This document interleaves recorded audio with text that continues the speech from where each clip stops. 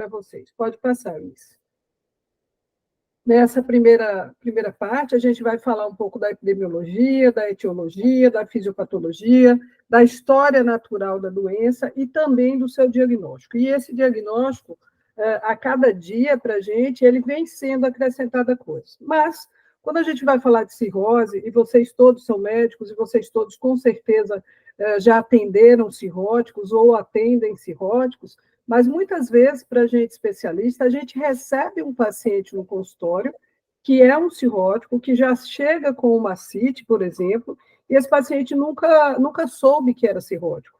Ou muitas vezes o médico nunca percebeu, ou nunca colocou o diagnóstico para esse paciente e explicou para ele como que funciona essa doença. Então, vamos lá, começando. Uma pergunta e o que a gente pode colocar, né? O que você faria nessa situação, né? Chega um homem para você, é a figurinha desse homem, um homem de 53 anos, ele chega no consultório e ele conta que tem um aumento do volume abdominal, e esse volume abdominal aconteceu há 2 meses.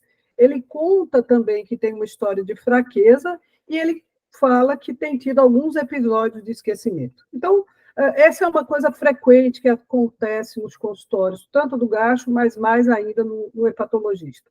E muitas vezes são pacientes que vêm de longe, do interior, para uma consulta sonhada com um tal de hepatologista. E vocês vão se tornar e vão pegar isso. Então, a primeira coisa que esse paciente faz para a gente, muitas vezes, é essa pergunta: doutora, esse problema é do fígado? Então, a gravidade dessa pergunta e a forma que a gente se relaciona com um paciente desse para dar uma resposta, a gente sempre fica numa saia justa, porque muitas vezes esse paciente não foi dito para ele que era um problema do fígado e que é um problema grande. Então, muitas vezes, a gente já precisa, na primeira consulta do paciente, interná-lo, e quando esse paciente tem uma descompensação, a gente já precisa situar ele quanto ao prognóstico dessa complicação. E uma outra pergunta também, que o paciente nos faz com muita frequência, é se isso vai melhorar. Então, essa noção de que a cirrose, essa noção de que o quadro clínico desse paciente pode melhorar, também é uma noção que é muito importante para a gente. A gente se acostuma a brincar e falar: o cirrótico ele é um paciente, se a gente regar, ele floresce. Né? Próximo.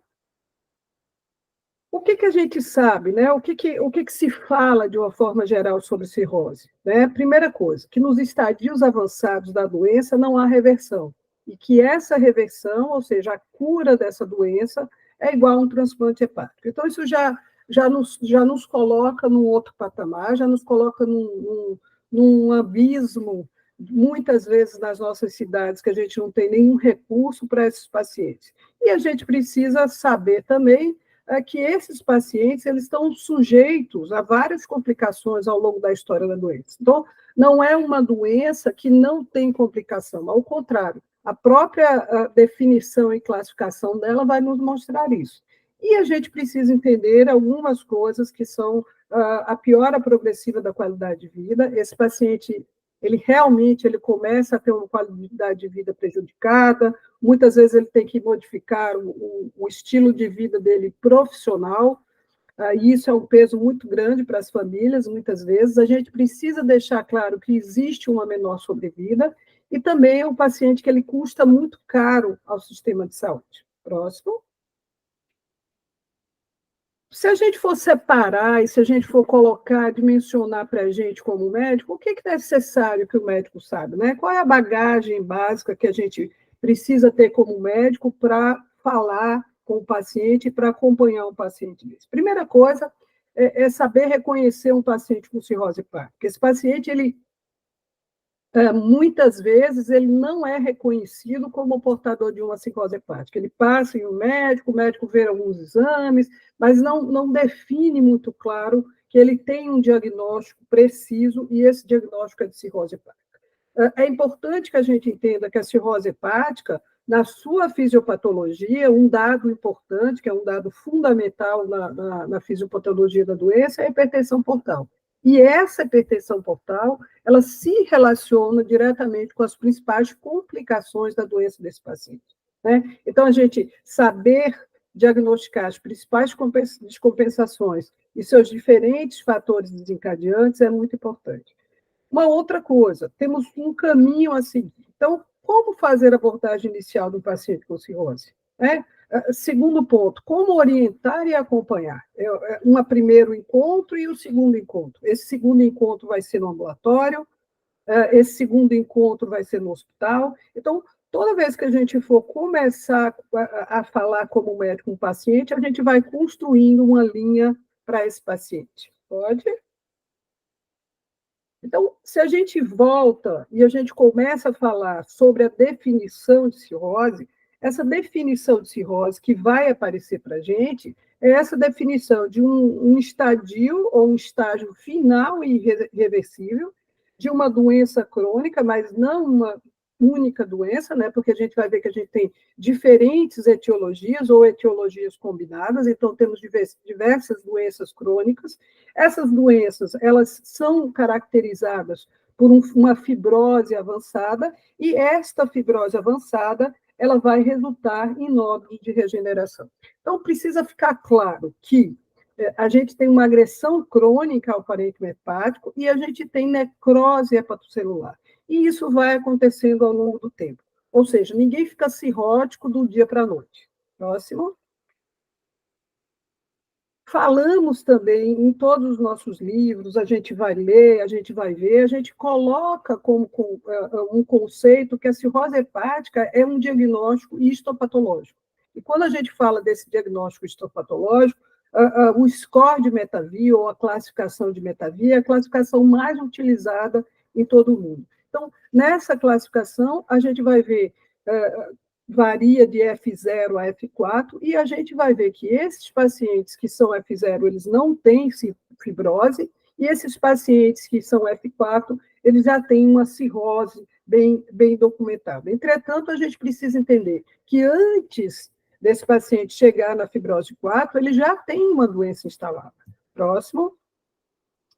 Olhando para esse diagnóstico histológico, essas figuras são as figuras que representam de onde apareceu essa classificação de Metavir. O artigo clássico, que é um artigo dos anos 90, publicado no Hepatology, onde ele mostra desde um fígado normal e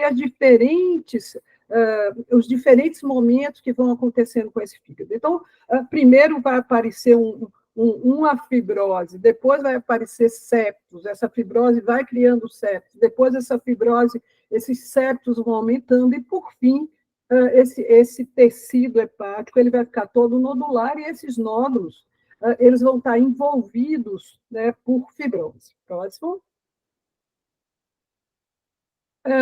Mais recentemente, se coloca uma classificação para a doença hepática crônica. Aqui já começa a aparecer o nome doença hepática crônica, que também é uma discussão de diferentes grupos, de diferentes autores, né? O sujeito tem uma doença hepática crônica, mas nem sempre ele tem já aquela fibrose 4 que a gente vai olhar. Então, nessa classificação, se fala de uma doença na fase 1, onde você tem uma lesão crônica desse tecido hepático, e a fase 2 seria aquele indivíduo que tem uma fase considerada como pré-cirrótico, na fase 3, esse indivíduo tem uma cirrose compensada, e a fase 4 é uma cirrose descompensada. Então, hoje, todas as vezes que a gente vai discutir um caso, ou quando a gente vai apresentar um caso, a gente sempre precisa situar o paciente do ponto de vista de uma definição de cirrose, se é uma cirrose compensada e se é uma cirrose descompensada. Isso precisa ficar muito claro para a gente como médico. E também precisa ficar muito claro para a gente pensar o que a gente vai fazer com esse paciente. Próximo. Quando a gente olha e a gente vai somando dados desses pacientes, a importância desses pacientes, a gente precisa entender que a cirrose ela é um problema de saúde pública mundial. No mundo inteiro e em vários locais, em vários países, a gente tem mais ou menos cirrose. Mas a gente precisa lembrar de uma coisa importante: a cirrose hepática é o principal fator de risco do câncer do fígado, o câncer primário do fígado, o hepatocarcinoma celular. E por isso, esses indivíduos que são cirróticos, eles precisam de um acompanhamento e eles precisam de um rastreamento, porque para o diagnóstico do carcinoma hepatocelular, eu preciso fazer um diagnóstico precoce, e esse acompanhamento, esse rastreamento, ele deve ser feito obrigatoriamente a cada 6 meses, por meio de um ultrassom, de uma dosagem de alfa-fetoproteína. Uma coisa fundamental que cada vez mais se fala na discussão de saúde é o custo dessa doença e o número de hospitalizações. Então, vejam vocês que nos Estados Unidos eles colocam mais de 150 mil hospitalizações por ano e com gastos que chegam a 4 bilhões.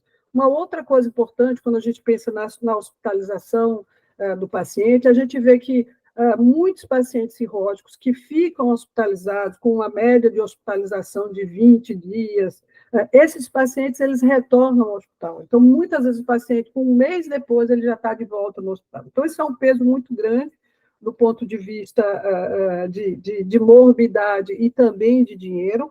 No Brasil, os nossos dados não são dados muito bons e com a pandemia isso piorou. Né?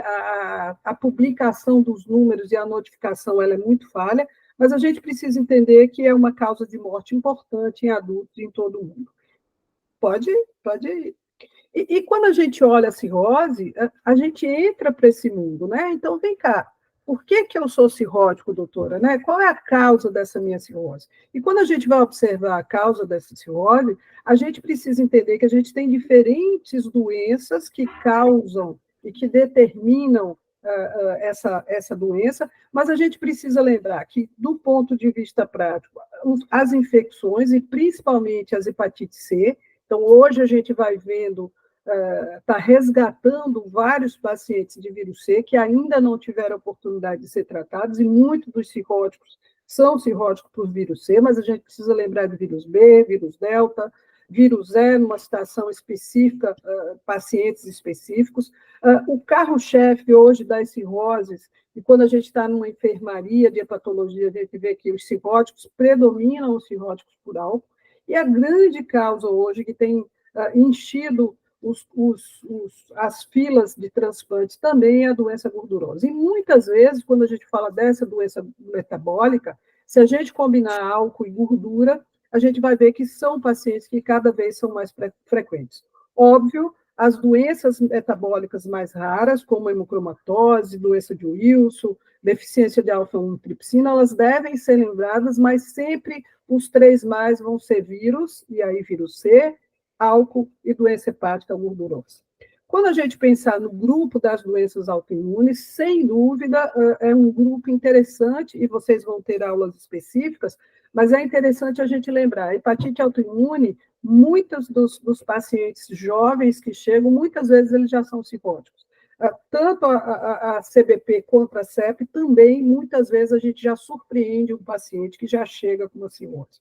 Drogas, existem diferentes tabelas de droga. Toda vez que a gente tiver um uso de uma medicação de longo tempo, a gente precisa voltar e entender se essa droga tem algum potencial ou não de causar uma doença crônica. Lembrando, por exemplo, a alfa-metildopa é uma droga que no mundo inteiro ela foi banida, mas que no Brasil ela ainda é utilizada, e ela é utilizada para tratar a hipertensão, e principalmente hipertensão em mulheres, e a gente vê que é uma droga que ela dá uma doença, ela faz um start de inflamação, e ela é uma doença que leva à cirrose hepática.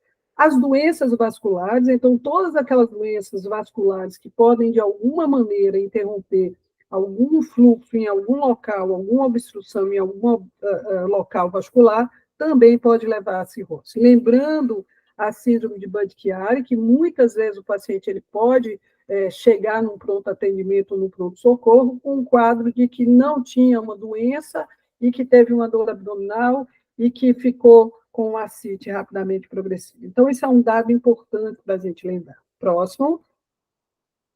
Se a gente sabe que a gente tem um monte de causa de cirrose, a gente precisa entender, tá, vem cá, o que acontece com esse fígado ao longo do tempo para que ele vire cirrótico? Então, a primeira coisa que a gente começa a olhar, e como conceito de base celular, a gente tem uma organização desses hepatócitos. Então, esse hepatócito ele é lá quadradinho, ele se liga ao outro, ele vai formando uma fileirinha, adiante.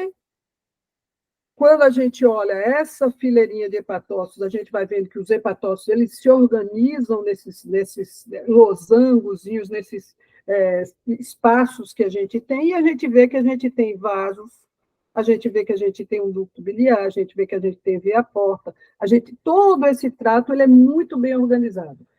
Quando a gente começa a ter alguma agressão próximo,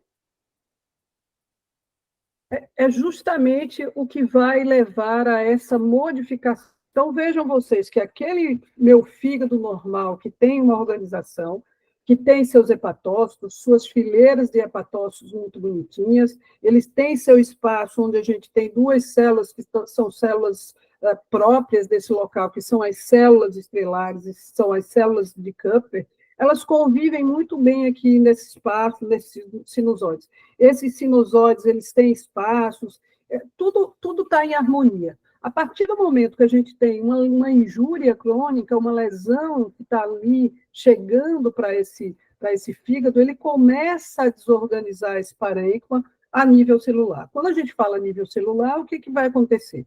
Tanto as minhas células estreladas quanto as minhas células de Kupfer, elas são ativadas. E a partir dessa ativação, ela começa a produzir, e ela começa a produzir, basicamente, uma matriz celular que vai levar a uma fibrose. Ou seja, deposição de diferentes tipos de colágeno, e isso leva a uma fibrose permanente. Próximo.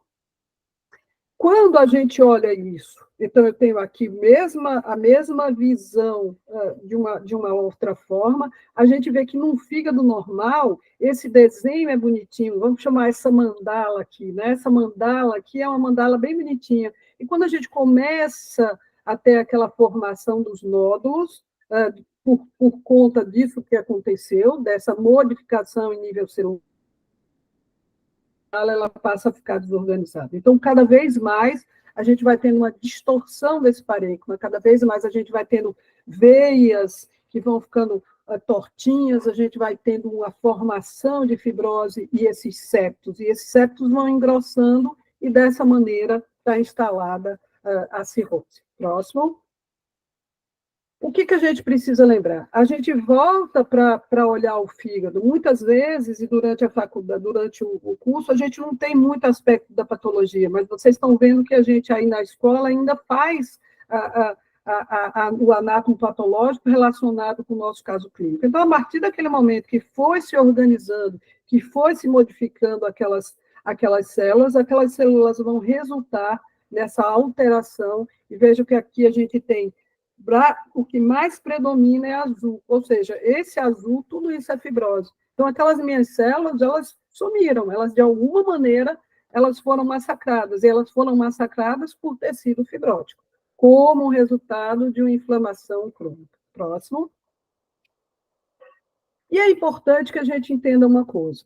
Uma vez instalada essa cirrose, eu tenho dois caminhos que são caminhos que a gente precisa entender. Estava tudo bem lá no reino, funcionando, todo mundo no seu lugar, todo mundo organizado, só que a partir do momento da instalação dessa cirrose, eu tenho uma desorganização, tanto da minha parte celular, ou seja, esse meu fígado, ocorre uma atrofia nesse fígado, eu tenho perda de massa celular, porque eles vão sendo agredidos e eles vão sendo necrosados e eles vão se regenerando, e isso vai levar a um status de insuficiência hepática.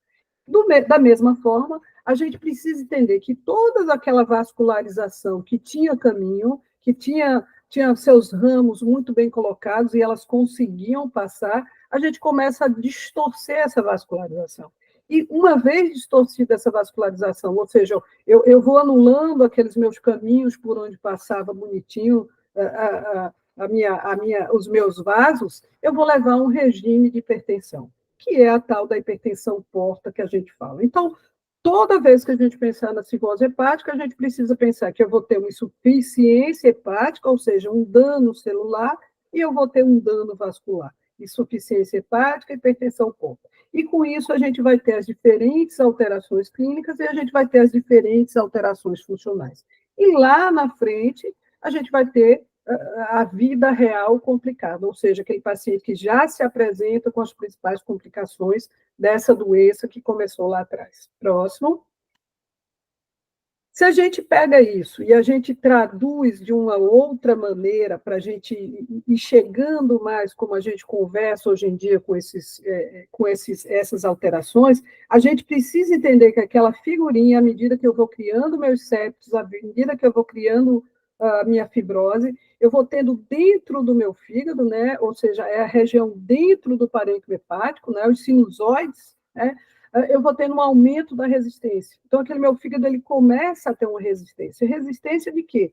Tá aqui, hipertensão portal leve. Então, o normal da pressão, do gradiente de pressão portal, é de 3 a 5 milímetros de mercúrio. Quando a gente tem uma hipertensão portal leve, hoje a definição, o conceito livresco, é uma hipertensão, é um gradiente de pressão que vai de 6 a 10. Este gradiente de pressão que está crescendo, que está aumentando, ele vai levar a uma vasodilatação esplênica. Essa vasodilatação, ela resulta numa hipovolemia. Essa hipovolemia, ela ativa sistemas neuromorais. Essa ativação desses sistemas humorais leva à retenção de sódio, leva à retenção de água, a gente fica com um processo aí de hipervolemia, a gente tem um aumento de débito cardíaco e a gente tem um aumento de fluxo portal. Mas vejam vocês que esse aumento de fluxo portal, ele começou lá atrás com esse discreto aumento da resistência intrahepática. Só que quando ele chega aqui, a gente vai ter um aumento da hipertensão portal. E hoje, o conceito que a gente fala é esse, é o conceito de hipertensão portal significativa. Então, a definição na literatura hoje, ela coloca que um gradiente de pressão portal maior que 10 significa uma hipertensão portal instalada. Significa que este indivíduo aqui, ele já está entrando num processo que é um processo complicado, porque eu já tenho aqui a formação das minhas varizes hepáticas. Próximo. Então, é interessante que a gente fale sobre isso. A doença, a cirrose, a doença crônica do fígado, ela é uma doença sistêmica. A gente precisa entender esse paciente como um paciente com diferentes mecanismos que a gente viu sobra para todo lado, sobra para o coração, sobra para o rim, sobra para o pulmão, sobra para o cérebro. Então, é um doente que ele é muito rico do ponto de vista de acometimento. E muitas vezes esse paciente, ele também, além dessa cirrose, que é uma doença sistêmica, ele tem outras doenças sistêmicas. Então, a gente precisa entender, eu posso ter um paciente hipertenso, diabético, com lesão crônica renal pelo diabetes, pela hipertensão, e que ele também pode ser um cirrótico. Então, próximo. A gente precisa entender que a manifestação, ou seja, o aparecimento clínico dessa cirrose hepática, ele é resultado de tudo que aconteceu. Mais uma vez, a gente precisa lembrar, ninguém vira cirrótico do dia para a noite. Isso é muito importante que o médico tenha esse entendimento. Eu vou ter alterações relacionadas à disfunção celular, eu vou ter alterações relacionadas à hipertensão portal, e aí sim eu vou ter uma apresentação clínica. E qual é essa apresentação clínica? Como é que a gente pode passar? Qual é essa apresentação clínica que a gente precisa pensar? Então, vamos tentar organizar de alguma maneira como é que a gente consegue dar um diagnóstico para esse paciente? O que a gente precisa juntar? Então, eu tenho lá meu exame clínico, ele tem muita característica que a gente vai ver, eu tenho meu laboratório, eu tenho meu sistema de imagem, eu tenho hoje métodos não invasivos para dar diagnóstico de cirrose, eu tenho que lançar a mão da endoscopia digestiva, eu tenho aqui a minha caixinha de biópsia hepática, e a gente coloca como medidas do gradiente de hipertensão vascular. Agora, a primeira coisa que a gente precisa entender, e que muitas vezes continua sendo muito fraco, e a gente tem o Gama, a Eunice, que a gente já tem vários alunos de muitos anos, a gente vê que aquela anamnese, o sujeito não perguntou, o sujeito não escutou. E se a gente volta para aquele slide das diferentes etiologias, a gente vai ver que na história do paciente a gente tem muita pista. Então, realmente, a gente precisa valorizar essa anamnese. Próximo. Se a gente pensa numa anamnese, se a gente realmente faz uma anamnese, a gente vai ver que o perguntar e o escutar, ele tem sido falho, né? Vários trabalhos, várias discussões acadêmicas mostram isso. A gente cada vez pergunta menos, escuta menos e pede mais exame. Mas a gente precisa voltar um pouquinho para o básico, na identificação eu posso ter características que já vão me levar para uma etiologia.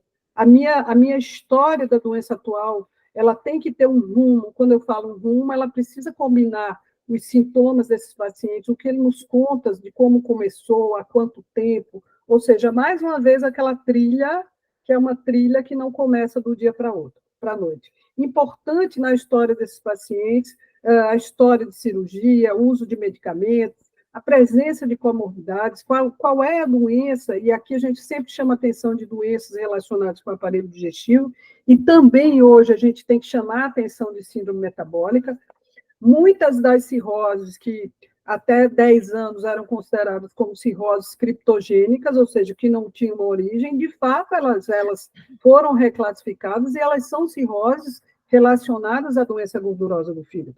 Tá? Então, a gente precisa lembrar da história familiar, dentre essas etiologias que a gente vai precisar pesquisar, a gente precisa lembrar de história de hepatopatias na família, a gente precisa lembrar das doenças autoimunes na família, e um aspecto importante, a epidemiologia. Então, sem dúvida, a cirrose por álcool, e se vocês entrarem em enfermaria de clínica médica e tiver cirrótico, uma boa parte desses cirróticos, lá na Santa Casa, a gente tinha as enfermarias só de álcool, uma ala inteira, ou mais da metade da enfermaria, e a gente lembrar, se eu tenho uma ingestão de álcool, ou seja, sim ou não, a pergunta é essa, ingere álcool sim ou não, eu tenho que quantificar. E quando a gente fala de quantificar, eu tenho que ter uma noção, e a literatura coloca muito bem isso para a gente, se a gente tem pelo menos 5 anos de uso de álcool, entre 5 e 10 anos de álcool, com um volume de álcool, uma quantidade de álcool, que se coloca entre 40 e 80 gramas por dia, ou entre 20 e 40 gramas por dia para a mulher, eu já posso ter uma doença hepática crônica provocada por esse álcool. Lembrar do uso de drogas endovenosas, hoje é o principal fator de risco ainda para a hepatite C. Não esquecer ingestão de chá, garrafadas, infusões. A gente tem muita coisa que pode causar dano crônico nesse fígado por conta de ingestão de substâncias estranhas. A transfusão sanguínea lá atrás, mas a gente precisa lembrar que a hepatite C ela só apareceu em 1989. Até então, a gente chamava de não A, não B, mas a gente tem um dado importante. De fato, a triagem do nosso sangue ela só começou a ser feita de rotina nos bancos de sangue no finalzinho de 1992. Então, a gente precisa desse dado. Transfusão ainda é um fato importante. A gente ainda tem muita gente da faixa dos 50, 60 anos e menos que foram transfundidos e podem ter se contaminado lá atrás. A atividade sexual, a gente precisa lembrar, principalmente com hepatite B, a hepatite B é uma doença sexualmente transmissível, e aqui fica um alerta para vocês, tanto para a triagem de todos os pacientes que passarem no ambulatório, que passarem no consultório, como também a checagem da vacina. Esses dias, no curso de fígado do mês passado, começo desse mês, estava mostrando lá que a gente está com... Nunca teve tão baixo o índice de vacinação de hepatite B. E a gente tem hepatite B. E hoje a gente tem testes rápidos de testagem também na unidade básica de saúde. Então, essa anamnese, ela precisa retomar o lugar, e essa anamnese nos fornece muita coisa. Próximo. A história do exame. Então, às vezes, mesmo na pós-graduação, quando a gente está lidando com aluno médico, às vezes tem alguns alunos que fazem aquela clássica pergunta: professor, o exame físico é completo?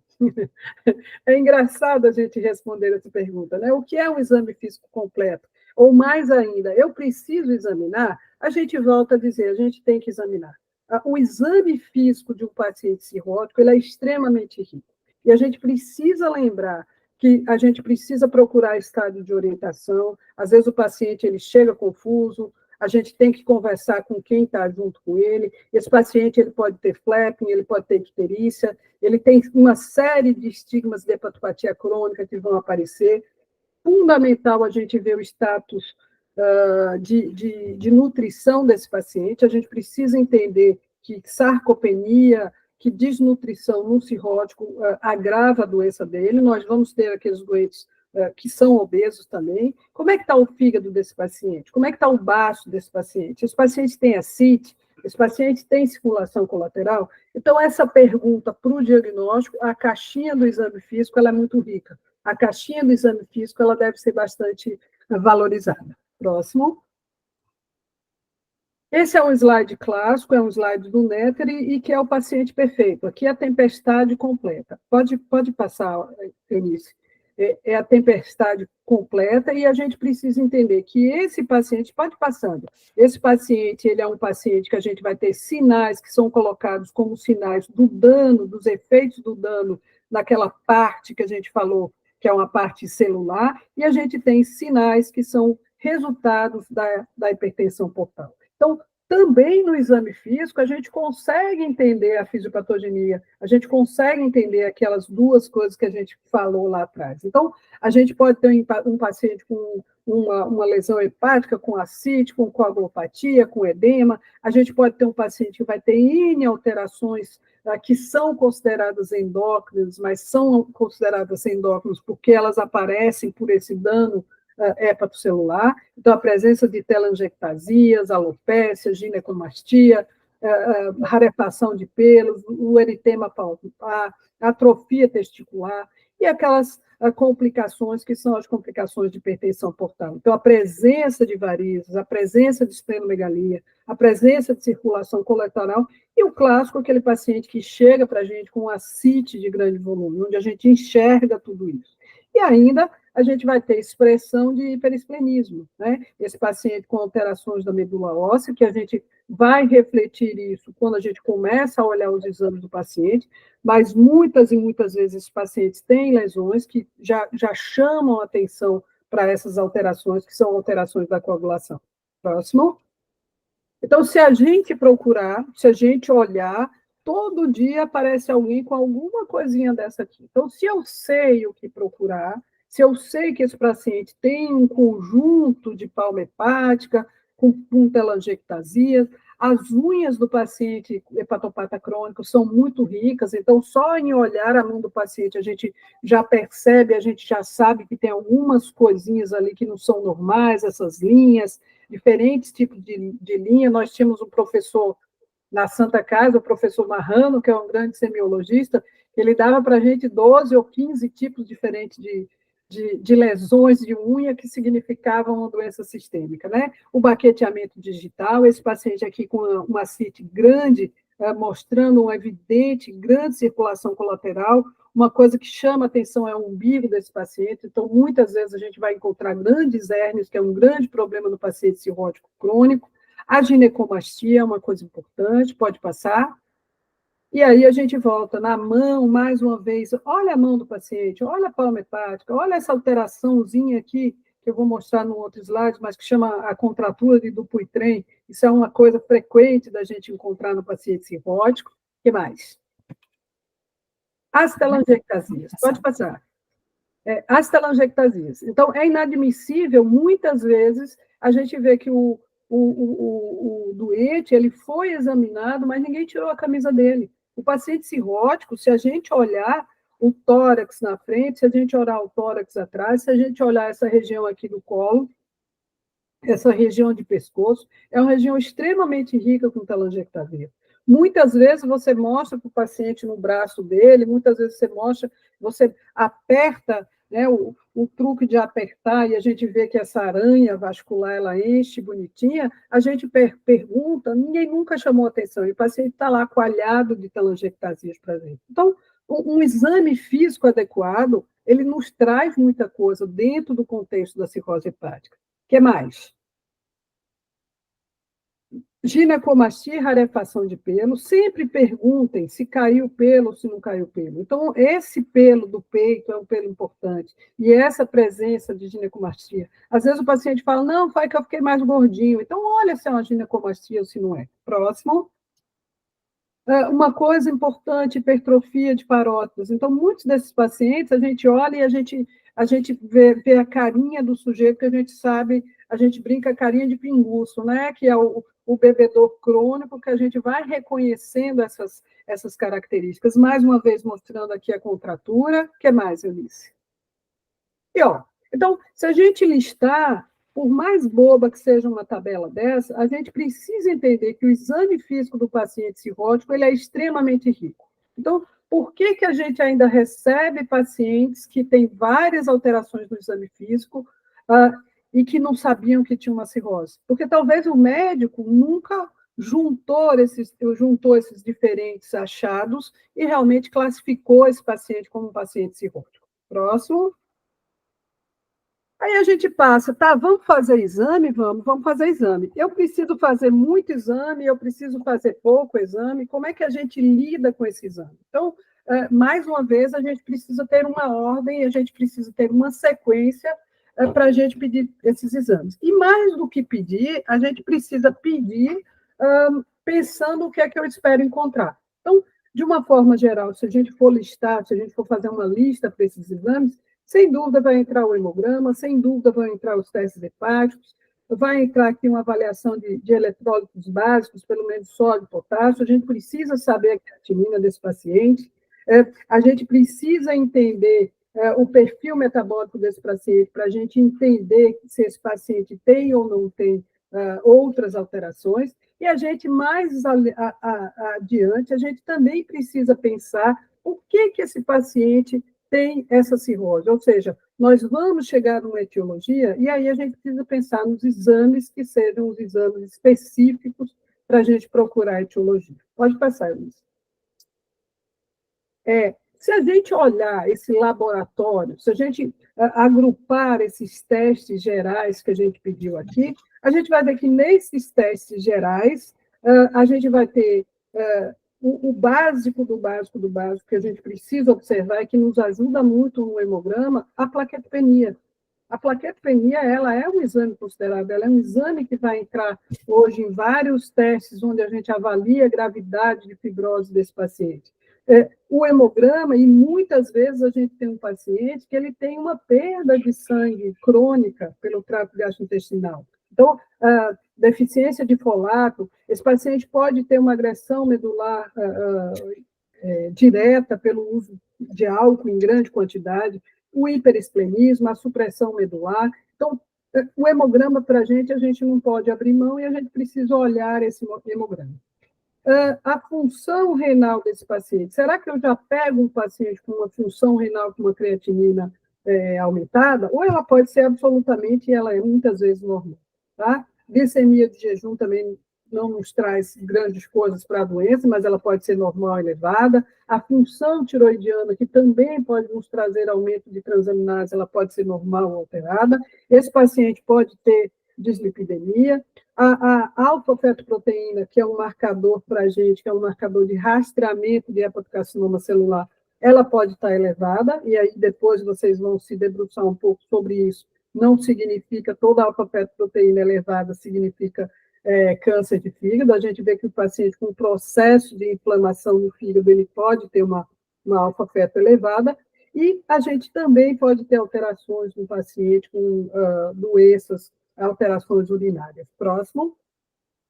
E se a gente chega naquele laboratório de testes hepáticos, o que eu preciso chamar a atenção? O que a gente precisa estar atento? Então, a gente precisa estar atento. Tá, vamos pedir as enzimas hepáticas? Vamos. O que nos chama a atenção nas transaminases? Então, a transaminase, eu posso pegar um cirrótico com uma transaminase normal. E isso é uma armadilha, muitas vezes, para o médico, porque o médico inexperiente, o médico que não tem um conhecimento, ele não pensa em cirrose, porque ele diz, a transaminase está normal, então o paciente não tem nada no fígado. Não, a transaminase normal no cirrótico é porque não tem mais a enzima, ele tem num processo de fibrose importante, eu não tenho mais célula para estar jogando transaminase fora. E quando, uma dica importante, geralmente no paciente cirrótico existe uma inversão, a TGO é maior que a TGT, ou seja, a ST é maior que a LT. Fosfatase e gama-GT, elas podem ser normal ou alteradas. Lembrando que uma gama-GT persistentemente positiva, ela chama muito a história do etilismo crônico, e muitas vezes ela é um marcador para a gente entender se esse paciente parou de beber ou não, se ainda existe uma ingestão crônica, e também para nos chamar a atenção das doenças colestéricas. O INR, sem dúvida, ele presta um valor importante, e eu deixei aqui TP, que ainda alguns laboratórios liberam um TP, ou seja, o tempo de protrombina, que num paciente com hepatopatia crônica ele vai estar aumentado. Por sua vez, a atividade da protrombina, se o tempo aumenta, a atividade diminui, e a gente também vai ter um INR que ele vai estar cada vez maior. As bilirrubinas, uma boa parte das vezes a bilirrubina está normal, a gente precisa lembrar que a bilirrubina, muitas vezes, ela é um dado de doença mais crônica, de doença mais avançada, predominando a bilirrubina direta, e um dado extremamente interessante, se a gente pensar numa proteína total e frações como triagem, a gente vai encontrar uma proteína baixa com albumina baixa. E se a gente olha uma eletroforese de proteína, muitas vezes o dado de uma gama-globulina estourada nos leva a pensar em doenças autoimunes, principalmente nas hepatites autoimunes. Próximo. Tá, aí eu já vi esse meu paciente, eu já entendi se ele tem enzimas alteradas, eu já entendi se ele tem uma albumina baixa, eu vou partir para testes específicos. Mas, óbvio, que eu não vou sair fazendo os testes específicos. Se eu fiz a anamnese bem feita, se eu sei a história desse paciente, se a gente conversou, se a gente trilhou alguma etiologia no primeiro momento, a gente vai se perguntar, vem cá, eu vou fazer as sorologias, e que sorologias? Vírus B, vírus delta, para aqueles pacientes que moram na região norte, ou que vêm de uma região norte, ou que vêm de países onde a hepatite delta é endêmica. A sorologia para HCV é obrigatória, todos os pacientes do ambulatório de GAS devem ser triados por vírus B e vírus C. Ferritina e saturação de transferrina, lembrando que a maior parte das ferritinas elevadas não vão ser hemocromatose hereditárias, mas sim marcadores de fase aguda, e a gente vê muito isso no indivíduo com o etilismo crônico, ceruloplasmina e cobre urinário, para a gente avaliar uma doença metabólica do tipo da doença de Wilson, alfa-1-antitrypsina, e aqueles marcadores de autoimunidade, quando a gente tiver uma suspeita de hepatite autoimune, de colangite biliar primária, de colangite esclerosante primária. Então, tudo isso, a gente entra num segundo tempo, onde a gente não pede tudo igual para todo mundo. Então, armar essa trilha para o paciente cirrótico é muito importante para o médico. Próximo. O diagnóstico por imagem. Hoje a gente não vive sem imagem, mas a gente precisa lembrar de uma coisa. Dentro dos exames de imagem, a gente vai ter um ultrassom, e a gente vai ter um ultrassom com Doppler. Então, se a gente puder, e o ultrassom é um exame mais barato, mas é um exame que a gente precisa ter muito cuidado, porque ele é um operador dependente, além de ser operador dependente, ele é equipamento dependente. Então, às vezes, numa cidade do interior, na periferia das grandes cidades, você tem a pior junção possível. Você tem um médico que sabe pouco de ultrassom com um aparelho que é muito ruim. Então, o Doppler, ele te ajuda um pouquinho a te trazer uma coisa a mais, e esse médico que faz tem que ter um pouco maior de treinamento. Tomografia, ressonância, e hoje os métodos de imagem para avaliar a fibrose. Esses métodos de avaliar a fibrose são métodos que vêm entrando no mercado nos últimos 10 anos, mas eu acho que nos últimos 3, 4 anos, eles se tornaram, de certa forma, obrigatórios na triagem e no acompanhamento desses pacientes, e eles estão substituindo as biópsias hepáticas. Então, cada vez mais esses métodos, e aí a gente pode ter uma elastografia por FibroScan, né? O FibroScan é uma marca, é uma máquina específica dedicada a medir essa fibrose desse fígado, essa modificação.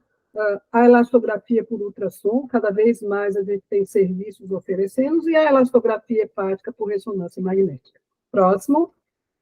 Então, o ultrassom com Doppler, ele traz algumas coisas que são bem interessantes e que a gente pode avançar muito no diagnóstico do paciente, principalmente um paciente que tem menos acesso e que é um exame mais barato do que uma ressonância, por exemplo, ou que uma tomografia, por exemplo. Então, as características do fígado, a presença de dilatação de vias biliares ou não, a fibrose, a presença de fibrose periportal, principalmente no Nordeste, que muitas vezes a gente tem também um paciente que tem alterações de esquistossomose, a avaliação desse baço e a gente olhar, né? Quando a gente fala a gente olhar, é a gente ver se a manifestação dessa hipertensão portal, o calibre da via porta, o calibre da esplênica, o fluxo, se tem alguma trombose, como é que são esses shunts e a presença de cirrose. Próximo. Óbvio, e eu deixei isso aqui para vocês, e se vocês quiserem ter um livro, eu vi esses dias um livro, eu até salvei um livro bem interessante de imagem, de hepatologia, o ultrassom, uma coisa interessante para a gente aprender a olhar, né? A gente olhar um fígado, a gente não é radiologista, mas essa alteração da ecotextura, aquele fígado que não é mais lisinho, não é homogêneo, né? Ele é grosseiro, né? Isso corresponde àquelas fibroses que vão acontecendo nesse fígado. Então, essa fibrose, ela vai sendo, esse fígado vai sendo modificado. E o radiologista, ele pode colocar lá, ó, ele tem uma classificação radiológica, onde ele diz se é um fígado absolutamente normal, uma textura homogênea, e ele pode colocar lá a formação desses nódulos e até a suspeita de um nódulo que seja um nódulo não benigno. Próximo. Do mesmo modo, algumas alterações são colocadas como características da cirrose, então, uma atrofia do lobo direito, né, com o predomínio desse lobo caudado, porque ele é mais vascularizado, então, também isso deve chamar a atenção da gente, então, existe essa redistribuição, existe um aumento do lobo esquerdo, existe várias dicas da radiologia que a gente vai aprendendo para somar com esse paciente. Próximo. A hipertensão portal ultrassom, então, o que a gente precisa ver na hipertensão portal no ultrassom, que ele pode nos dar, é uma veia porta, e essa veia porta tem um volume normal e ele vai estar alterado. A veia esplênica, da mesma maneira, então, ele cita lá a veia porta, a veia esplênica com calibre aumentado. Uma outra coisa que a gente precisa pensar é que a gente pode agregar isso no ultrassom Doppler do paciente. Tá? E com isso a gente já anda um pouquinho. Muitas vezes o paciente não tem condições de fazer uma sequência de todos os exames ao mesmo tempo. Próximo. A esplenomegalia no ultrassom é interessante, ele é um sinal inespecífico de hipertensão portal, né? Mas a gente precisa lembrar que quando a gente tem aumento da veia porta e da veia esplênica, ou seja, à medida que aquele gradiente de pressão portal está aumentando, a gente vai ter essa alteração no ultrassom. Tá? E a CIT, que é uma coisa que a gente vai observar nesse paciente, e também a alteração desse próprio baço, com essa deposição, que a gente pode ter deposição de nécrose. Próximo. E aí a gente chega no que tem sido feito hoje. Então, hoje o paciente chega para a gente com ultrassom e ele vai chegar para a gente também com algum exame de avaliação de fibrose indireta. Esse paciente que chega para a gente, ou ele chega para a gente, ele já diz, doutora, eu queria fazer aquele exame que vê como é que está o meu fígado. Então, tanto o FibroScan quanto o ultrassom para avaliar a elastografia, a gente tem uma carreira aqui onde a gente vai vendo que quanto mais essa elastografia, quanto mais fibrose, quanto mais rígido esse fígado vai ficando, existe uma piora desse fígado. Então, existem várias tabelas, e existem várias tabelas específicas para doenças, com um corte ali, um corte acolá, para cada uma das doenças diferenciais, mas a gente precisa lembrar disso, que a elastografia ela é muito boa para excluir, né, uma fibrose avançada. Então, o valor preditivo negativo da elastografia é mais que 90%. Então, é um exame muito bom, mas não é só isso. Eu tenho que fazer a elastografia, eu tenho que trazer esse exame no contexto dos outros exames que a gente já falou. Próximo. Sem dúvida, a elastografia por ressonância magnética, ela é, por incrível que pareça, em alguns locais, a elastografia por ressonância magnética ela é mais barata do que uma elastografia, um FibroScan, por exemplo. Então, isso é de serviço para serviço, mas a gente precisa lembrar, e aqui aparece para a gente esse colorido, é um exame que é bem colorido, então, quanto mais vermelho aparece, a gente vai vendo que está aumentando o grau de fibrose. E aí a gente vai tendo essas medidas de KPA, do mesmo jeito que no ultrassom, do mesmo jeito que na elastografia, e eles trazem uma tabelinha que mostra para a gente a média do KPA foi X, que corresponde à fibrose tal na classificação de Metavir. Então, vocês estão vendo que é uma sequência. A gente não faz um diagnóstico de cirrose só por uma elastografia ou só com elastografia, é um conjunto e existe uma sequência. Isso é muito importante de reforçar para vocês que são médicos mais jovens nessa área. Próximo. E a cirrose, né? A biópsia na cirrose. Como é que a gente está lidando com isso hoje? Então, cada vez menos a gente tem feito cirrose. Em alguns contextos, por exemplo, os tratamentos das hepatites virais, a gente não usa. O próprio Ministério da Saúde, lá na recomendação para dispensar o remédio, ele não precisa mais. Se eu tiver uma medida indireta, mas, às vezes, a gente precisa fazer uma biópsia hepática para uma dúvida diagnóstica ou para um diagnóstico diferencial, para a gente saber manejar esse cirrótico, e às vezes a gente quer, por exemplo, em pacientes que têm hepatite autoimune, tem uma cirrose por hepatite autoimune, a gente pode ter modificações quando a gente faz o tratamento desses pacientes. Então, cada vez a gente faz menos. Existem contraindicações que são relativas, mas ainda é um exame que ele é muito útil. Se a gente só tiver a biópsia, a gente resolve muita coisa. Principalmente, às vezes, nas hepatites por drogas, onde a gente precisa de um diagnóstico diferencial específico com outras doenças, ela ainda é bastante válida. Próximo.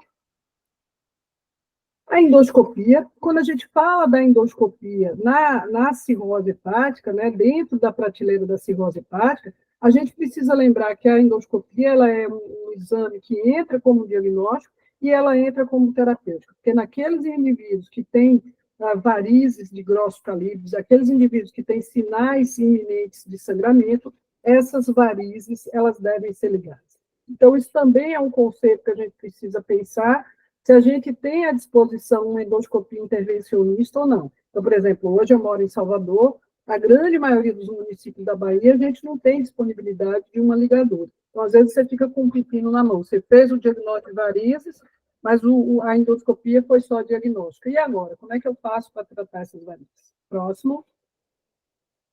Aí, gente, se a gente monta esse passo a passo, a gente vê que a gente responde essa pergunta. Esse paciente tem cirrose hepática? Sim. Por quê? Porque ele tem uma epidemiologia compatível. Qual é a epidemiologia dele? Né? Como que eu cheguei nessa epidemiologia?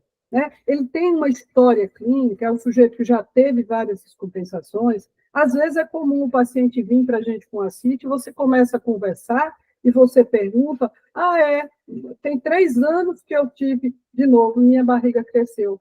Não, há 5 anos eu vomitei sangue. Então, a junção da epidemiologia com a história clínica, com o laboratório compatível. O que eu preciso no meu laboratório? Eu preciso enxergar. Esse paciente ele tem um prejuízo de função hepática, ele tem um prejuízo de síntese hepática. Então, junto com isso, eu tenho uma imagem sugestivo, qualquer que seja o dado dessa imagem, uma vez que essa doença é tão rica. Então, se a gente segue essa linha, se a gente monta para esse paciente essa história, a gente vai ver que a gente responde a essa pergunta. Próximo. E aí, o que a gente precisa entender? Tá, eu queria muito dizer se o paciente era cirrótico ou não. Eu já vi que o paciente é. Tá, então agora eu tenho um problema real. Por que um problema real? Porque quando a gente tem esse paciente com uma doença hepática crônica, leia-se cirrose, o que é colocado como ponto importante para esse paciente é que a média de sobrevida dele é mais ou menos 10 a 12 anos, tá? Desde que ele tenha uma cirrose compensada. Mas vejam que quando esse paciente se apresenta com uma cirrose descompensada, a média de sobrevida desse paciente é muito baixa, é mais ou menos 2 anos. Então, isso é um problema, porque muitas vezes, voltando ao paciente do começo que eu falei para vocês, nós, como hepatologistas, a gente vai dizer oi e tchau para o paciente. Porque a gente viu o paciente uma vez e a gente sabe que ele está numa fase muito avançada. Então, essa transição de uma cirrose compensada e uma cirrose descompensada, ela precisa estar muito claro para o médico. Porque você tem um caminho aqui que a família precisa ser informada, você precisa decidir o que é que você vai fazer. À medida que esse paciente descompensou, ou seja, tem varizes, tem ascite, tem encefalopatia, tem um hepatocarcinoma, ele está mais perto da morte. Mas eu também preciso entender que uma cirrose descompensada tem o que fazer. E que muitas vezes o paciente é abandonado. Então, é aquele paciente que na visita da enfermaria, não, esse aí é cirrótico, não tem mais nada para fazer. Não é bem assim, tá? Mas a gente precisa lembrar que a própria doença, a partir do momento, e isso ficou muito claro, isso vem ficando muito claro agora com esses dados, a partir do momento que essa cirrose descompensa, esse paciente ele já deve ser listado, ou ele já deve passar uma consulta num serviço de transplante. Próximo.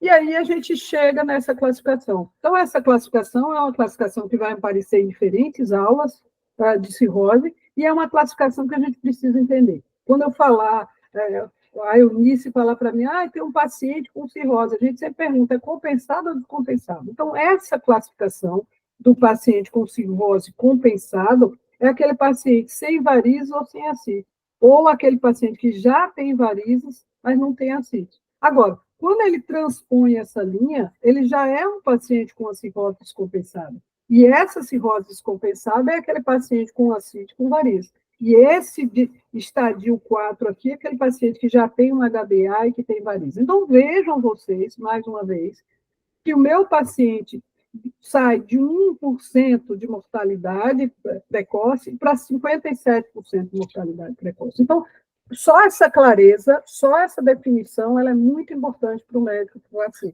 Próximo. Aí a gente volta para aquela pergunta. É importante a gente estimar o prognóstico da cirrose hepática. Primeiro, a gente precisa entender, né? Existe uma alta mortalidade. Todos os dados da literatura mostram isso para a gente e mostram isso para a gente há muitos anos. Né? Eu preciso pensar, esse paciente ele tem uma cirrose, mas ele tem uma etiologia que é tratável. Então, ele tem um vírus B, eu vou tratar o vírus B. Ele tem um vírus C, eu vou tratar o vírus B. Ele tem uma hepatite autoimune, ele tem uma doença de Wilson. Então, a gente precisa lembrar da etiologia. E vocês vão aprender as diferentes doenças para a gente entender. Cirrótico tem um tratamento da doença de base. E este tratamento da doença de base precisa ser feito. Então, vejam vocês que, às vezes, fala assim, não, mas a cirrose é muito avançada, não tem mais nada para fazer. Muito paciente que tratou o vírus C na fila do transplante, ele saiu da fila do transplante. Então, só para a gente pensar na necessidade do conhecimento. Né? A gente precisa entender que neste caminho do prognóstico, nessa estrada, que é uma estrada longa, a gente precisa entender qual é o momento da indicação do transplante. Isso é um outro problema. Muito paciente, ele perde a chance de um transplante porque ele não teve um cuidado, ele não teve uma estimativa de prognóstico desse paciente. Então, qual é o momento do transplante hepático? Né? E a gente precisa lembrar também, dentro dessa estimativa desse prognóstico da cirrose, o que a gente tem para trazer para diante? Então, qual é a história de descompensação desse paciente? Ele já sangrou, mas ele também ele fez ascite. Esse paciente ele tem ascite, mas ele também infectou. E a gente tem alguns scores que são usados há muito tempo. Então, próximo. Como que a gente avalia o prognóstico dentro de uma classificação, que é uma classificação que é colocada para todo mundo fazer igual e ela é aceita no mundo inteiro até hoje? Vejam vocês que essa classificação de Child Pug é uma classificação que ela é dos anos 60. É uma classificação que tem mais de 50 anos e é uma classificação que ela é muito interessante porque ela traz coisas clínicas, como a presença da ascite e da encefalopatia, e ela traz coisas, itens laboratoriais, que são itens simples. Então, a bilirrubina, uma albumina, um INR, e a gente vai vendo que quanto maior esta pontuação, para cada um desses itens você dá uma pontuação, para quanto maior essa pontuação, esse paciente está mais grave.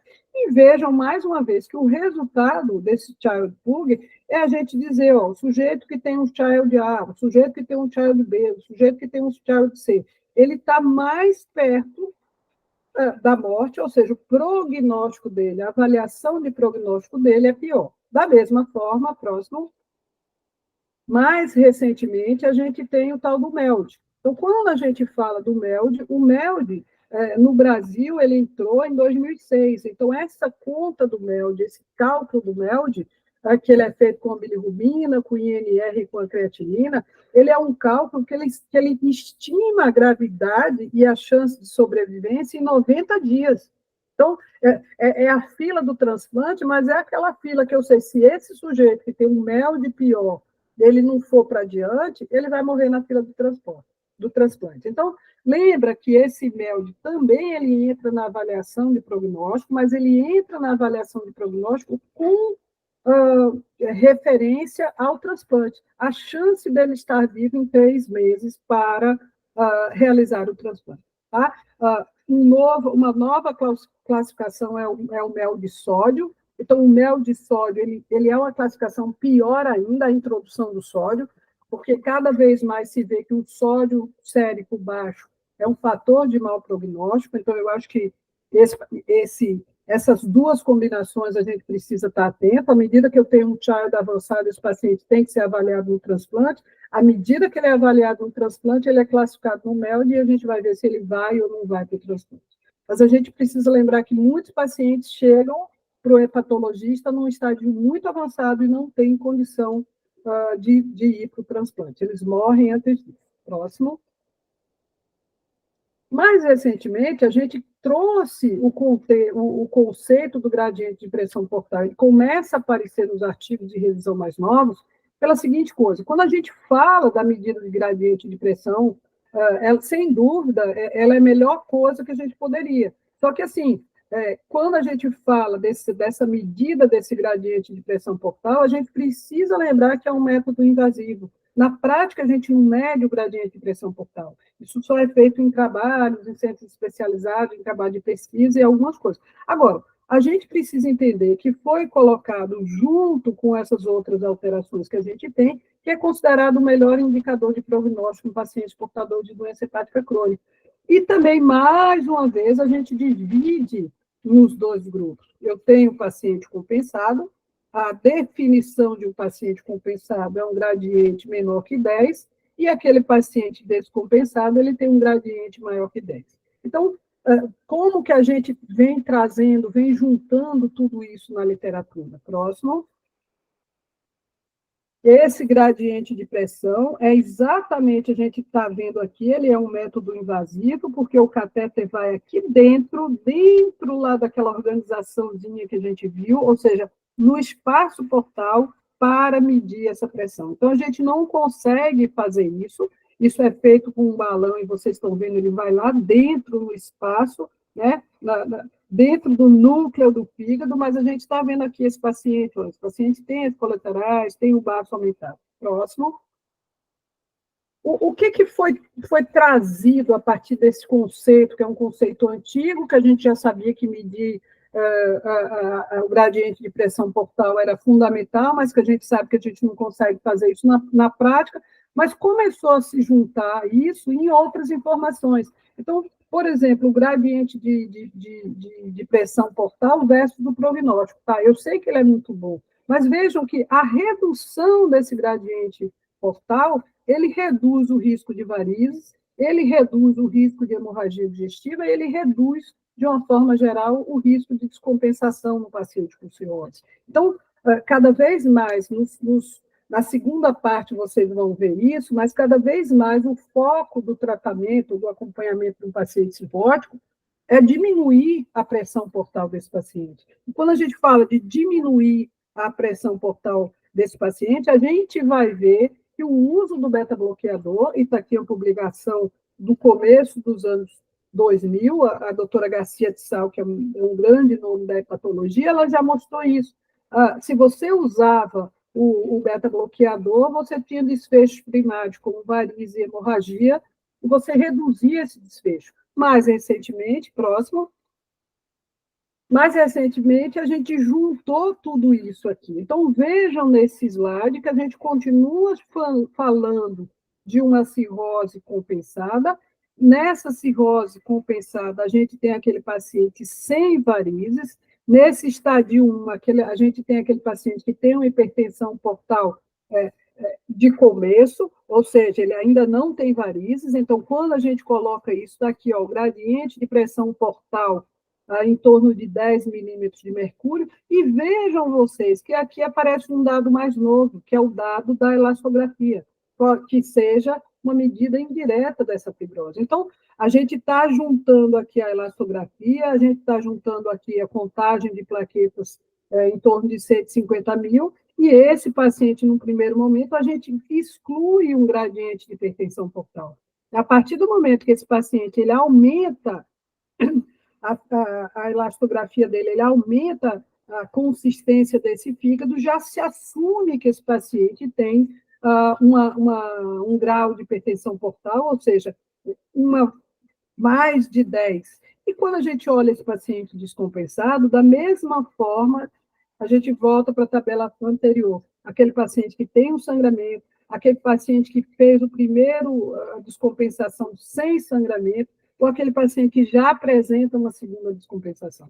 Então, vocês estão vendo que a gente vai juntando tudo que está aparecendo aí e a gente tem vários pontos para a gente se ancorar. Desde aquele paciente que a gente viu que vai ser o child, que é a minha bilirrubina, que é o meu INR, se ele apresenta um quadro clínico compatível, e mais ainda, hoje, a gente consegue juntar a elastografia com essa correlação com o grau de hipertensão, o gradiente de hipertensão portal. Então, a gente não tem dúvida e também a gente consegue entender que a gente consegue frear esse avanço dessa cirrose hepática. Então, aquele conceito de que a cirrose é irreversível, ele continua sendo válido do ponto de vista da histologia, mas a gente vê que, por exemplo, a fibrose ela pode ser diminuída. A gente tem visto isso no acompanhamento a longo prazo dos pacientes com hepatite C. Paciente tratado, eles podem melhorar a cirrose. A gente tem visto paciente com fibrose que melhora da doença gordurosa e ele melhora da fibrose. Então, cada vez mais vai aparecer mais coisa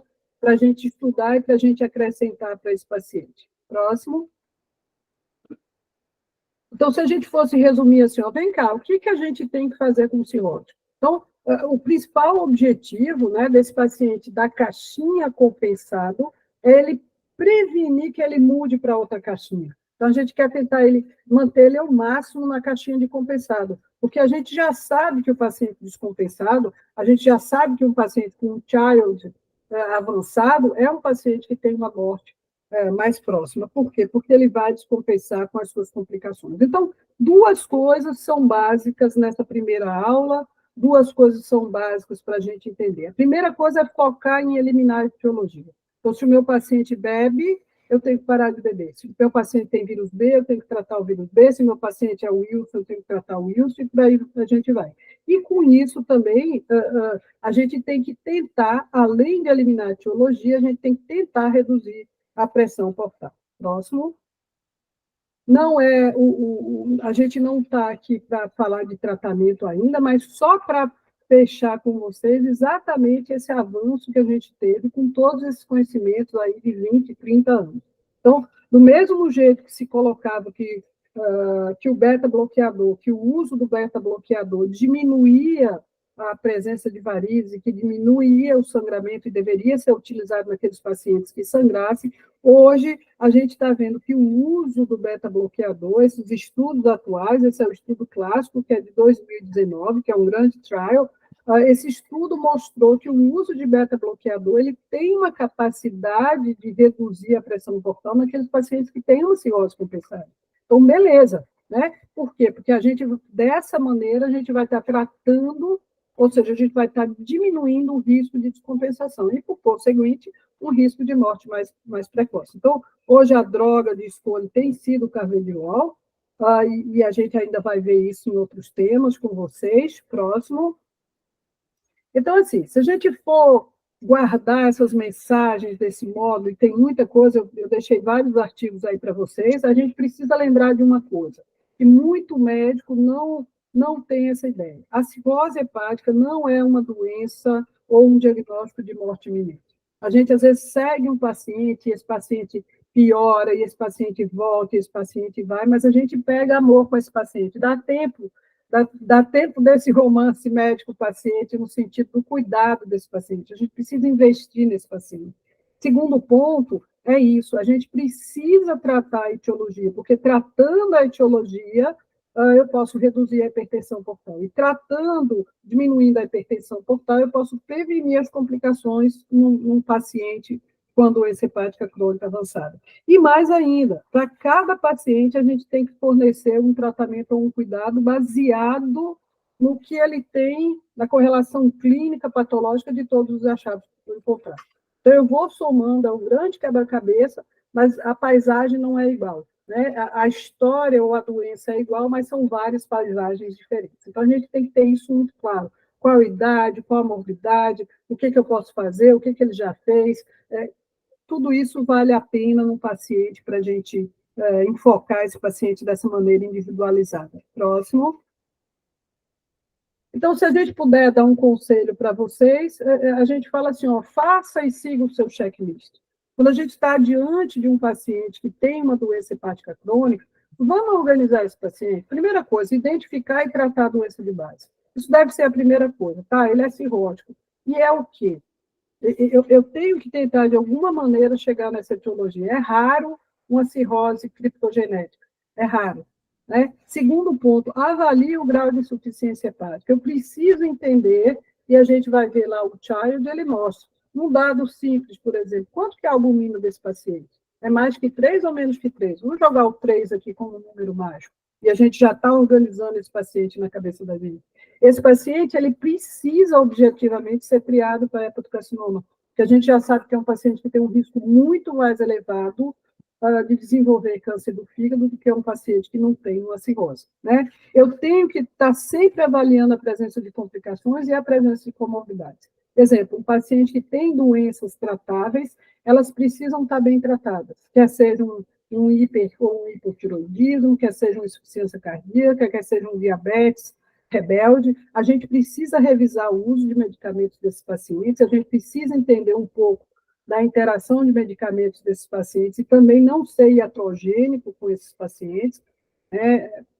Um exemplo clássico é o uso de BP em pacientes cirróticos, né? Tem diversos trabalhos na literatura falando para a gente não usar sem necessidade, usar com cuidado, a mudança na microbiota desse paciente. Né? Esse paciente ele deve ser vacinado e muitas vezes a gente vê que o cirrótico não recebe nenhuma atenção em relação às suas vacinas, principalmente para a hepatite A. Eu acho que a gente tem muita gente mais velha que não tem anticorpo, e a hepatite A em pacientes mais velhos, ela se torna mais grave, ela é um risco maior, e vírus B. E uma coisa fundamental nesta sequência, de cima para baixo, é a gente entender e avaliar a indicação de transplante hepático. Então, próximo. Deixei um algoritmo para vocês aqui, que é um algoritmo que eu acho ele interessante, esse finalzinho, não vou me deter nele, mas ele fala, faça o que você precisar fazer. Veja os fatores, vejam as morbidades, estime as mesmas coisas que eu falei, como é que são as enzimas, como é que são as plaquetas, esse sujeito, como é que quais modelos prognósticos você usou, você fez um FIB-teste, você fez uma elastografia por fibroscan, esse sujeito aqui fez uma biópsia hepática ou não fez, o que eu tenho de dado desse paciente? E, no final das contas, eu devo olhar o meu cirrótico integrando o meu diagnóstico. Então, o meu cirrótico é um cirrótico por vírus B. Ele tem uma atividade de doença assim, assado, e ele tem um estadiamento tal, né? E ele tem ou não tem complicação tal. E ele tem um risco, ele é um paciente que eu estou olhando se ele está fazendo a triagem dele de hepatocarcinoma. Então, mais uma vez, a gente volta. Se a gente organizar o paciente desde o começo, se a gente realmente constituir uma linha de observação clínica e de tratamento para esse paciente, a gente vê que esses pacientes têm um resultado melhor. E é isso que a gente deseja que vocês cada vez mais façam de forma repetitiva e ordenada. Próximo. Deixei para vocês aqui, aguardem cenas dos próximos capítulos, porque a gente está só começando a cirrose aí, vocês vão ter muita e muita e muita discussão ainda sobre cirrose, é um mundo para a gente ver. Próximo. E deixei esse slide para vocês. Então, se a gente pudesse, mais uma vez, voltando para o mesmo conceito de compensado e descompensado, hoje a gente seguiu mais ou menos essa caixinha aqui. Então, vejam vocês, fatores predisponentes, a distorção arquitetural do fígado, a hipertensão portal, lembrar que esse paciente ele tem uma inflamação sistêmica, lembrar que esse paciente, por essa inflamação sistêmica, ele tem uma imunodeficiência, e lembrar também, se a gente tiver oportunidade, depois a gente pode voltar, é sobre a desbiose. Então, cada vez mais se fala da desbiose nas doenças hepáticas, inclusive na cirrose hepática, tá? Então, fica esse alerta para vocês, e para frente, a gente vai ter tudo isso para estudar ainda com vocês. Eu acho que é isso aí, a gente pode... O Gama pode comentar o que ele... eu acabei... Pode passar. Eu deixei isso aqui, foi um paciente que eu vi há 15 dias. E esse paciente, olha o que acontece, a primeira consulta do paciente. É um paciente de 36 anos que chegou no consultório com um papelzinho urgente ao hepatologista. A história que ele tinha era essa. Então, ele contava uma história que a barriga dele aumentou há 2 meses e que há 15 dias da consulta ele notou que os olhos dele estavam amarelos e que as pernas estavam inchadas. Ou seja, tem nome e sobrenome, né? Ele passou no clínico no bairro, esse clínico pediu um ultrassom na própria clínica lá, um ultrassom com padrão muito ruim, e a conclusão do laudo desse ultrassom dizia assim, ascite. Quer dizer, eu não preciso de um ultrassom para saber que esse indivíduo tem ascite, né? Óbvio que eu não preciso disso. Então, a história importante desse paciente é que ele negava doenças prévias, ele não se entendia como doente. Mas era um paciente que tinha uma história, ele tem 36 anos, mas ele tinha uma história de pelo menos 3 garrafas de cachaça por semana. E isso ele já vinha nessa história desde os 20 e poucos anos dele. Então, sem dúvida, a gente precisa retomar esse dado desse paciente.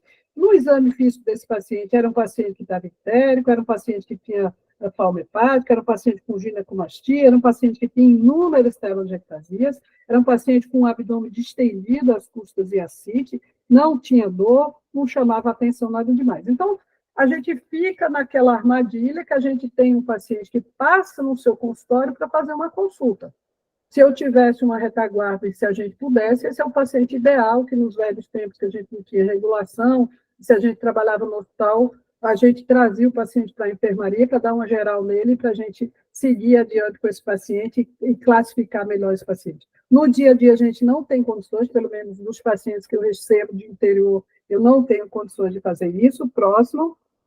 Então, o que eu fiz? O máximo que eu consegui fazer, pedi um ultrassom com o Doppler, que ele fizesse um ultrassom aqui na cidade, para ver se ele tinha alguma trombose, para ver se ele tinha alguma coisa, já que ele negava tudo. Foi um ultrassom que só tem aspectos de hepatopatia crônica, e a gente começa o tratamento desse paciente na tora, que é usar o Dactone e usar a furosemida, e pedir para esse paciente retornar em 15 dias e mandar eu brinco com os nudes, né? Mandar as barrigas a cada 3 dias para a gente ver como esse paciente está melhorando, que é o que a gente consegue fazer nesse tipo de medicina. Esse paciente, próximo. Pode passar isso. Esse paciente, ele manda a foto dele, então veja que com 15 dias de tratamento, esse paciente reduziu bastante a CIT dele, ou seja, ele aderiu ao tratamento, ele já tinha parado de beber há mais ou menos 3 meses, quando começou. Vejam vocês que ele tem telangiectasias aqui, e é interessante, é o paciente que, por exemplo, amanhã ele estaria marcado no consultório, mas quando foi no sábado, a irmã me mandou uma mensagem dizendo que ele teve uma dor abdominal muito forte na noite e que ele foi na UPA e fizeram uns exames para ele e ele estava com 14 mil leucócitos e com uma lipase de 1.400.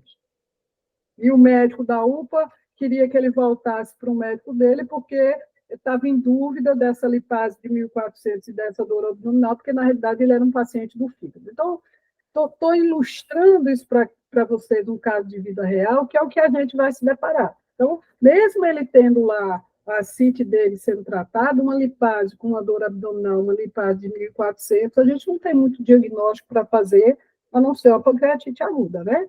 Então, só para a gente... Pode fechar. Chama, meu filho, faça seus comentários, se você gosta. Muito bom, excelente. Eu acho que todos aí aprenderam muito sobre essa... Eu costumo dizer assim, eu particularmente acho que cirrose deveria ser uma subespecialidade da hepatologia. Com certeza.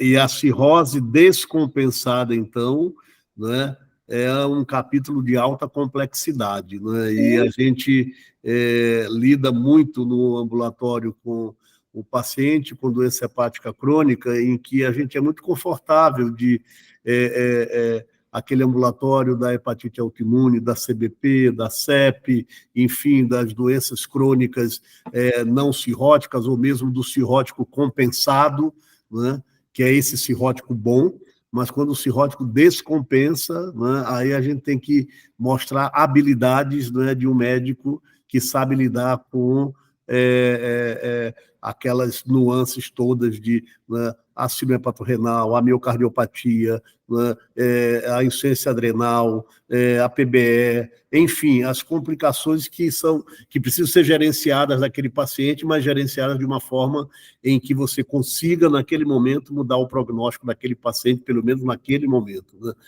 E eu gosto muito de uma coisa que a gente sempre, no ambulatório, discute, e que tu pontuaste muito bem aí, né? A gente tem que olhar para esses pacientes assim, do ponto de vista clínico.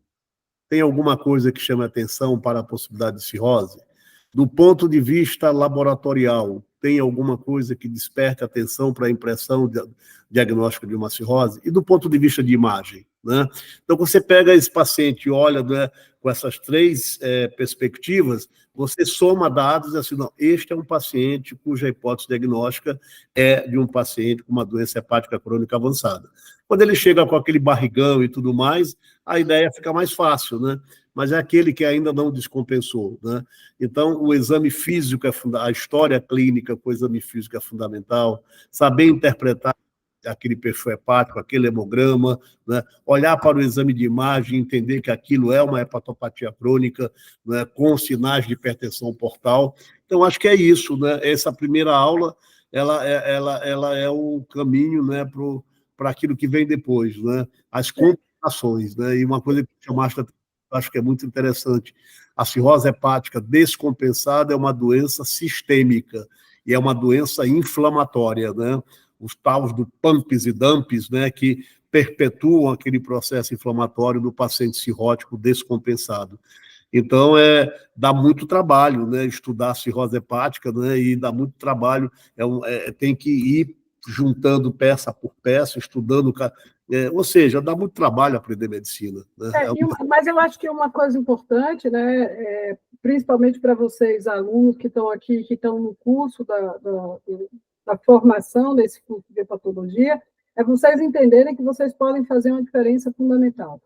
Vários alunos que já passaram por esse curso e que já conversam, a gente encontra em congresso, a gente encontra por aí, todos falam da diferença que isso fez na vida dele e da região.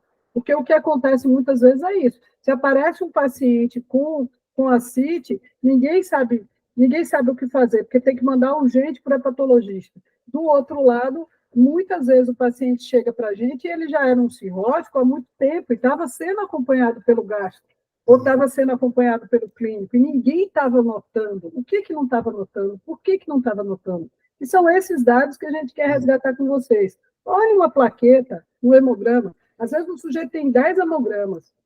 E como é que é a tal da história das enzimas hepáticas? Eu não vou ficar esperando muita enzima no sujeito que tem telangiectasia.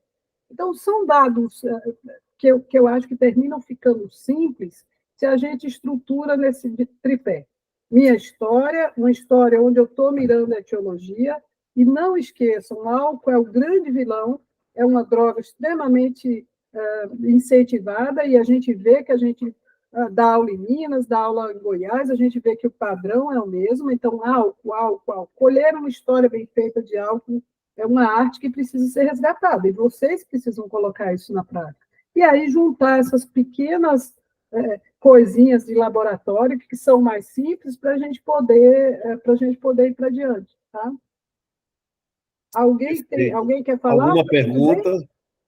Wilson, Fábio, Daniel. Está todo mundo de câmera fechada, está todo mundo tímido, ninguém quer aparecer. Verônica, apareceu. Larissa. Ao Luiz. Cadê Larissa? Cadê Luiz Eduardo? Cadê Verônica? Cadê Fábio? Está todo mundo escondido. Mas olha, eu estou aqui. Só para contextualizar, eu uso muito pouco essa palavra na minha vida, vamos contextualizar. Uhum. Só para contextualizar, né, hoje a Amanda colheu uma história de uma paciente jovem, acho que tem 18, né, ou um pouco mais, que vinha, né, antes da pandemia, com transaminases alteradas, e repete, e faz mais, e repete mais, e vai não sei para onde.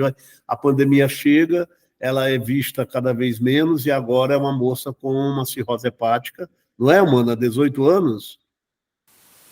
Isso, doutor, 18 anos. Uma cirrose hepática, plaquetopênica, INR alargada, albumina baixa. Tem algumas coisas lá que precisam ser melhor entendidas no caso, mas, assim, ela foi... Quem atendeu aquela paciente ficou preocupado com repetir transaminases, repetir o perfil hepático, mas não buscar o diagnóstico, não intervir para evitar que ela chegasse hoje, não é, no ambulatório da forma que ela chega. Né? Então, isso é uma verdade, sim, absoluta na prática clínica. E a hepatologia está aí exatamente com essa finalidade, né? Reduzir esses danos, né? E à medida que a gente se capacita para evitar que essas coisas cheguem aonde essa clínica, por exemplo, chegou. Entendi. Legal. Anitta parece que está numa nave. Ela tá assim. Onde é que está, Anitta? Eu acho que o Luiz levantou a mão. Pode falar, Luiz. Eu estou assistindo pelo celular e ele está carregando. Só dizer, Virgínia, só te perguntar o seguinte: você começou falando da fisiopatologia da cirrose, da cirrose não, da hipertensão portal, começando por um aumento da pressão nos sinusoides, e que isso daria retroativamente um aumento, uma diminuição, uma hipotensão, né, no sistema porta-hepático. É isso? Para ir poder ativar o sistema renina, angiotensina, enfim, toda a questão, mas começa por aí, o início, vamos dizer, da fisiopatologia é um aumento da pressão nos sinusoides hepáticos, é isso? Está fechado o microfone. Com a morte celular, então, antes da gente falar do vascular, a gente precisa falar da morte celular. Quando a gente fala da morte celular e da lesão de hepatócito, a regeneração começa a formar a fibrose. Depois da ativação dessa fibrose, desse depósito de fibrose, é que você vai ter uma modificação da pressão dentro. Então, aquele fluxo, ele vai ficar o fluxo menor, no sentido que você tem uma resistência maior. Então, aí você começa, tanto é que aquele gradiente de pressão portal, ele é moderadamente alterado. Quando a gente fala de hipovolemia, você tem uma mudança na circulação sistêmica, mas a hipertensão portal ela vai aumentar a cada vez mais. Por isso que se coloca no paciente uma cirrose compensada até 10, do gradiente de pressão, que hoje a gente combina com as outras coisas, e acima de 10, um paciente descompensado.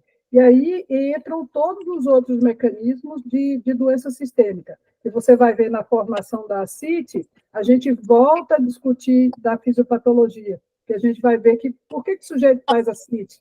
Por que o sujeito forma a varize? Tá? Então, é um sistema de hipertensão dentro do sinusoide.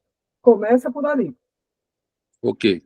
E é fato que o cirrótico ele é um hipovolêmico, vamos dizer assim. O Gama adora isso. Conte aí, Gama, o que você acha? Na verdade, o paciente, a circulação... Ele é hipercinético. Ele é uma circulação hiperdinâmica, não é? Mas não é, o volume circulante efetivo, por exemplo, para o rim, está diminuído.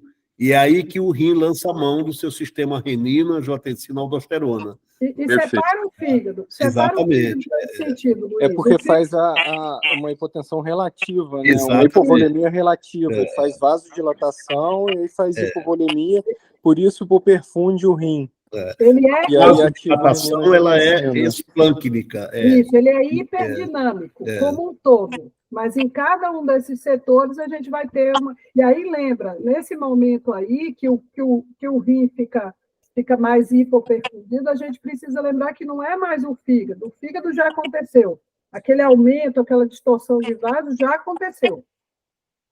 Eu lembro, Luiz, na nossa época, quando eu era residente, o primeiro item que a gente escrevia na prescrição do paciente cirrótico internado descompensado era restrição hídrica. E era uma recomendação dos nossos chefes, era uma recomendação da literatura médica. Exatamente. Hoje a gente sabe, não é, que restrição, não há sentido fazer restrição hídrica para o paciente cirrótico, né? O princípio básico do edema desse paciente é sódio, uma renina, angiotensina, aldosterona, retenção de sódio e, consequentemente, de água, né? Então, o paciente, não é, você só faz restrição hídrica para o paciente cirrótico quando ele está hiponatrêmico. Né? Tem um sódio baixo. Exatamente. Então, assim, ver que naquela época, né, era a mesma coisa de, eu lembro, meu Deus, hepatites agudas virais internadas, né? Pode trazer caixa de suspiros e dá, e coma 10, 20, 30 suspiros, né? Porque se acreditava numa terapêutica que hoje é absolutamente, a gente olha para trás e fala quanta ignorância a gente tinha, né? No exercício da medicina. Né? Mas, Gama, deixa eu só aproveitar e comentar com vocês, assim, duas coisas que a gente ainda observa muito aqui na Bahia. O paciente, ele chega para você, ele ainda tem uma orientação de restrição hídrica e ele tem uma coisa pior ainda, que é a nutrição do cirrótico. Tá? A nutrição do cirrótico acaba com ele. Então, o médico diz para ele, não pode comer nada de proteína. O paciente chega para a gente comendo papa de aveia. Então, esses dois erros são erros que a gente, uma vez que a gente sai das trevas, a gente não pode cometer mais. O paciente pode beber água? Pode. E o paciente deve ser bem alimentado. Ele deve ter um aporte proteico maior do que o indivíduo não cirrótico. Isso também é uma observação antiga, que era a observação lá que a gente tinha, quando a gente começou, era restrição naquele momento que o sujeito está com encefalopatia. Isso veio sendo passado, é muito comum a gente receber paciente que vem do interior com uma consulta com um especialista que está com essa orientação. Então, quando a gente muda essa orientação, o paciente, uau, ele fica super feliz. Quer dizer que eu posso beber água? Pode. Não pode beber Coca-Cola, não pode beber refrigerante, porque tem muito sódio. Então, nem pinga. E pinga não, pinga suspeito. Eu tenho uma dúvida, professor. É o seguinte, eu tinha entendido, na minha concepção, a questão do beta-bloqueador seria só como profilaxia secundária e numa situação do cirrótico descompensado, né? E aí parece que na aula foi colocada uma informação nova, ou eu entendi diferente? Não, eu fiz um spoiler, digamos que eu fiz um spoiler, você ainda vai chegar nessa aula. Na realidade, assim, isso é um conceito muito recente. Tá? Se a gente for olhar a profilaxia, ela continua sendo aquela profilaxia recomendada, que é essa profilaxia que você está falando. O indivíduo que sangrou, o indivíduo que tem varizes de grosso calibre, e etc. E tal. Mas, nos últimos 3 anos, e a partir desses trabalhos que são de 2019, 2020, duas coisas vêm surgindo na mudança para o futuro do cirrótico. Uma delas é o uso do beta-bloqueador, como uma melhora de desfecho global. E uma outra coisa que vem aparecendo, e o Gama já viu, eu já vi, para a gente também ainda é estranho, é a estatina. Então, as estatinas parece que vão entrar como um remedinho do dia a dia do cirrótico, como sendo uma medicação que também atua na fibrose. Então, por isso que eu coloquei aguarde cenas dos próximos capítulos, mas nesses artigos eu até deixei. Eu acho que tem um guidelines que eu deixei, um dos últimos que eu deixei no material para o Gama. Você distribui, Gama, para ele? Sim, eu coloquei no grupo. Beleza. Eu acho que essa questão da estatina, acho que teve uma palestra agora no Congresso. Todos os congressos mais novos vão começar a trazer essas coisas, que são conhecimentos muito recentes. Muito recentes. Então, o que não pode, né? Não pode a gente ver o que a gente vê. Um paciente que já sangrou e que nunca foi prescrito para ele o tal do propranolol. Então, vocês devem estar vendo isso de rotina. Mas tanto na profilaxia secundária quanto nessa situação mais nova, a dose é a mesma? Na realidade, hoje... Do carvedilol. Aí a gente volta para a velha história. Quando a gente começou, a gente dizia assim, que era a menor dose de propranolol. Aí depois chegou um conhecimento que dizia assim, coloque a maior dose que o sujeito aguente. Então, desde que você medisse o pulso, desde que você realmente deixasse o sujeito numa situação de beta-bloquear. Hoje, o que tem se colocado em relação a isso, tem se colocado essa dose de carvedilol, que é um comprimidinho de 6 de 12, que dá 12,50, 12,5, tá? Agora, isso você vai ver cada vez mais frequente. Se você jogar no PubMed, você for olhar, são esses artigos mais recentes que estão trazendo isso. E aí não seria mais naquele contexto que a gente está acostumado, como profilaxia na varize, como profilaxia no sangramento, mas sim como uma outra ideia, da gente retardar, ou seja, manter o paciente naquela caixinha ainda do compensado. Meio que preventiva, né? Isso. Porque, na verdade, Anita, o que a Virgínia está colocando a profilaxia, né, com carvedilol, né, que é a escolha hoje prioritária, né, para os pacientes com hipertensão portal clinicamente significativa, né? Esse paciente que você já tem critérios de hipertensão portal, ou na imagem, né, ou numa endoscopia com variz, né, mesmo que ele tenha uma variz de fino calibre, né, sem evidência de risco de sangramento, sem manchas vermelhas na superfície, o beta-bloqueador ele veio para mudar a história natural, né, da hipertensão portal, e melhorar o prognóstico desses pacientes. É aquele sujeito que está naquela caixinha do compensado 2. Exatamente. A gente vai somando uma elastografia, que a gente vai somando uma queda de plaqueta, que a gente vai juntando tudo. Exatamente. Não tem um número mágico.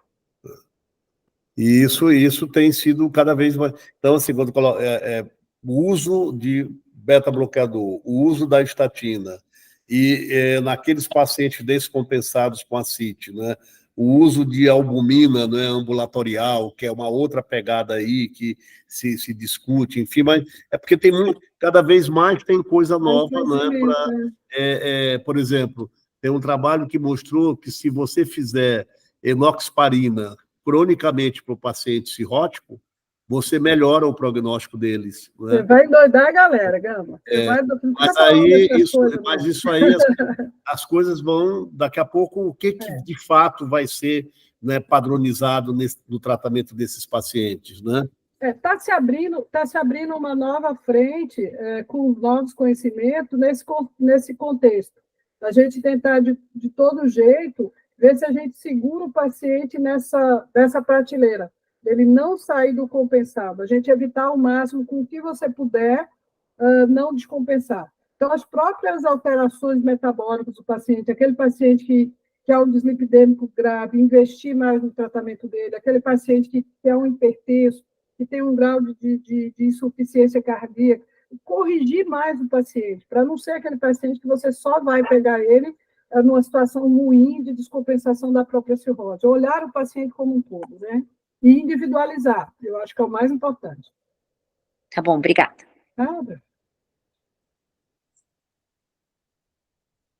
Tá sem som. Tá sem som. Podemos encerrar então, né? Porque está todo mundo... Tudo bem, pessoal? Está todo mundo com fome.